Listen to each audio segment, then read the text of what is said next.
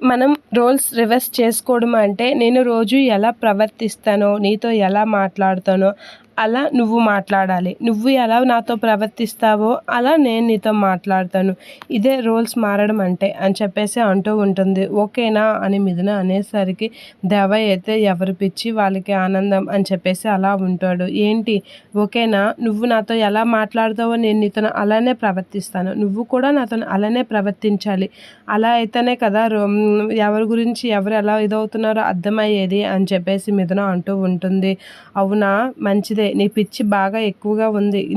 నీవు పాడే పాటల కన్నా ఇదేదో బాగుందే అని చెప్పేసి అంటూ ఉంటుంది. నీ పాటల టార్చర్ కన్నా ఇదే బెస్ట్. ఓకే అని చెప్పేసి అంటూ ఉంటాడు.